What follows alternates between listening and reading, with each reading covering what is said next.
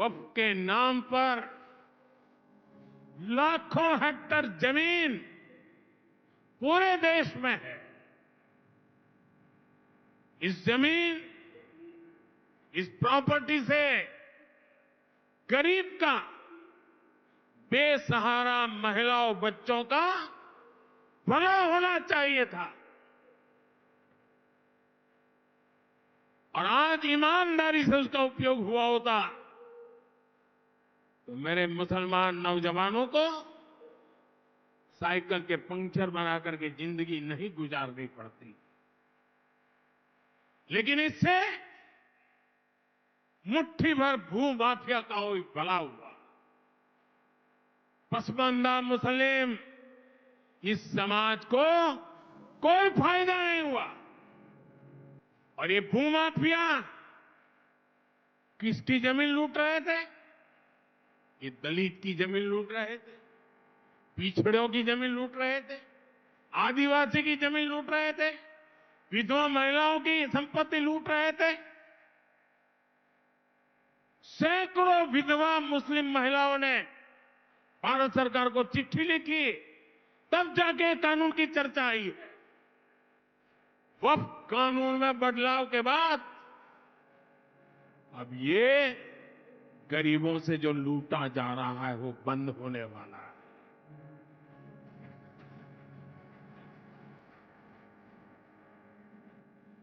और सबसे बड़ी बात,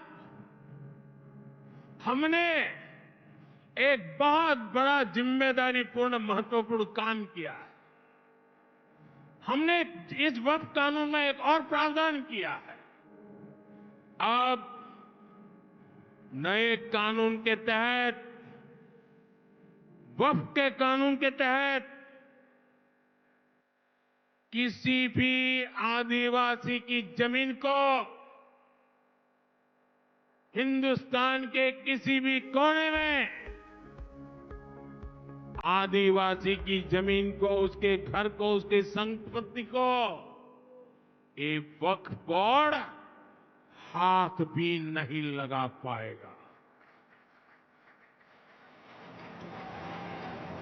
ये आदिवासी के हितों की रक्षा करने का, संविधान की मर्यादाओं का पालन करने का हमने बहुत बड़ा काम किया है। नए प्रावधानों से वक्फ की भी पवित्र भावना का सम्मान होगा। मुस्लिम समाज के गरीब और पसमानदा परिवारों, मुस्लिम महिलाओं, खास करके मुस्लिम विधवाओं को, मुस्लिम बच्चों को उनका हक भी मिलेगा और भविष्य में उनका हक सुरक्षित रहेगा। और यही तो बाबा साहब आंबेडकर ने संविधान के स्पिरिट में हमें काम दिया हुआ है। यही असल स्पिरिट है, यही असली सामाजिक न्याय है। साथियों, हमारी सरकार ने 2014 के बाद बाबा साहब आंबेडकर की प्रेरणा को आने वाली पीढ़ियों तक पहुंचाने के लिए अनेक महत्वपूर्ण कदम उठाए। बाबा साहब देश और दुनिया में जहां जहां रहे, वे सभी स्थान उपेक्षित थे। जो संविधान के नाम पर अपनी राजनीतिक रोटी सेकने के लिए निकले हैं, उन्होंने बाबा साहब से जुड़े हुए हर स्थान का अपमान किया, इसे इतिहास से मिटाने का प्रयास।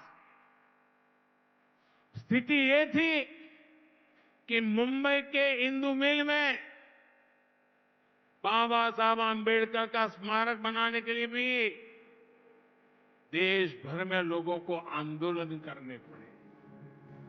हमारी सरकार ने आते ही इंदु मिल के साथ साथ बाबा साहब आंबेडकर की महू की जन्मभूमि हो, बाबा साहब आंबेडकर जी की लंदन की शिक्षा भूमि हो,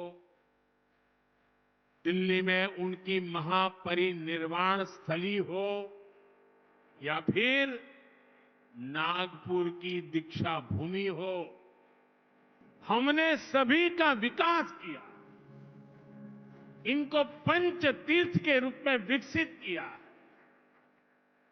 मेरा सौभाग्य है कि कुछ दिन पहले ही मुझे दीक्षा भूमि में जाकर, नागपुर जाकर बाबा साहब को नमन करने का अवसर मिला।